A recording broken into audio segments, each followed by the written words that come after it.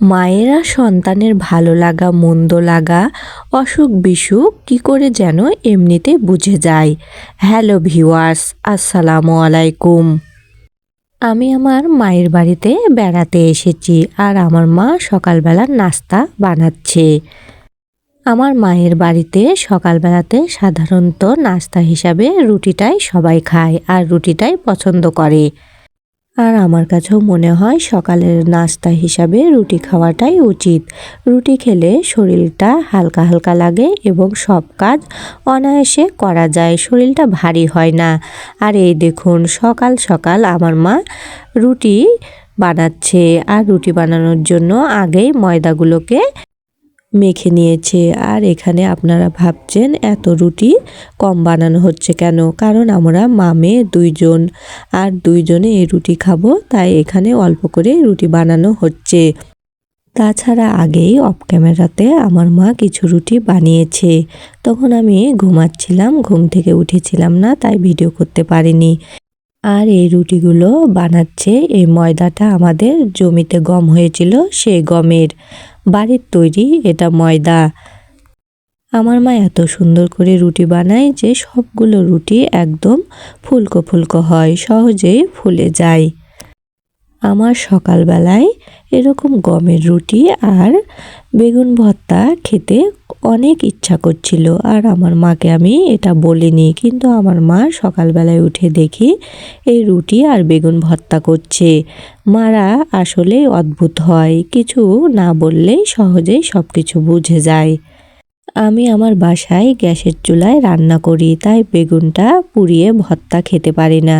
অবশ্য আমি বেগুন ভর্তা খাই, কিন্তু অন্য পদ্ধতিতে অন্যভাবে না পুড়িয়ে তেলে ভেজে খাই। আর আমাকে গ্রামে এরকম মাটির চুলায় বেগুন পুড়িয়ে খেতে অসম্ভব মজার এবং লোভনীয় লাগে। তাই আমি যখন বাসায় ছিলাম তখন ভাবছিলাম এবার যখন মায়ের বাসায় যাব তখন মাকে বলবো বেগুন ভর্তা আর রুটি বানাতে। আপনারা হয়তো আশ্চর্য হচ্ছেন, রুটি আর বেগুন ভর্তা খাওয়ার জন্য এত আবার কথা, কিন্তু আমার কাছে এই বেগুন ভর্তা আর রুটি আর সেটা আমার মায়ের হাতের হলে খুব ভালো লাগে। এই তো আমার মা রুটিগুলো বানাচ্ছে আর বেগুনগুলোকে আগেই পুড়িয়ে নিয়েছে। আমার মা বলল যে আমি রুটিগুলো বানাচ্ছি আর তুমি বেগুনগুলোকে ভর্তা করে নাও, কারণ গরম গরম রুটির সাথে বেগুন ভর্তা খেতে ভালো লাগে, ঠান্ডা হলে ভালো লাগে না। এই তো এখন আমি পানি নিয়ে নিলাম বেগুনগুলো ধোয়ার জন্য। ধুয়ে এগুলোকে আমি খোসা ছাড়িয়ে ভর্তা করে নিব। আর এখন আমি এগুলোকে খোসা ছাড়িয়ে নিচ্ছি। আপনাদের কার কার এরকম পুরানো বেগুন ভর্তা আর রুটি খেতে পছন্দ করেন তা অবশ্যই কমেন্টের মাধ্যমে জানিয়ে দিবেন। আর এই দেখুন বেগুনগুলো কি সুন্দর পুড়ে গিয়েছে আর খোসাগুলো কি সুন্দরভাবে উঠে যাচ্ছে।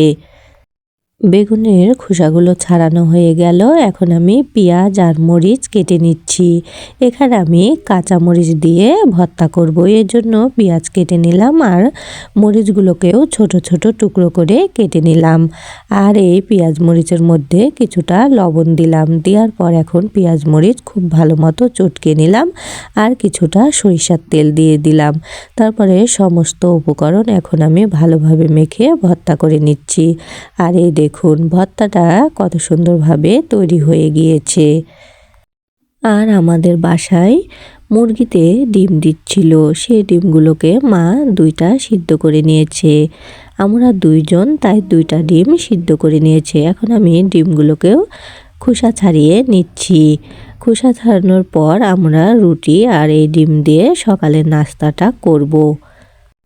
এই তো ডিমের খোসা ছাড়ানো হয়ে গিয়েছে, এখন আমি সামান্য ডিমে লবণ দিয়ে দিলাম।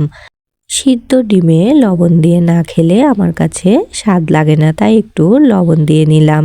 আর এই দেখুন বেগুন ভর্তা রুটি একটা প্লেটে আমি নিয়ে নিয়েছি আর একটা প্লেটে মাকে ডিম এবং বেগুন ভর্তা দিয়ে দিয়েছি।